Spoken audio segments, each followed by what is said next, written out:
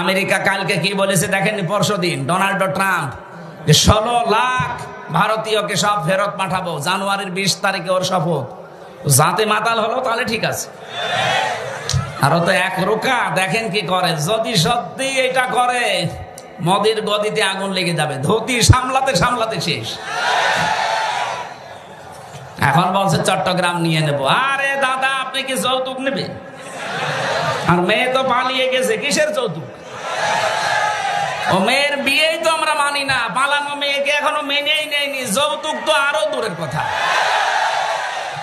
আর যার সাথে পালিয়েছে ওর সাথে কি মেয়ে বিয়ে দেওয়া যায়?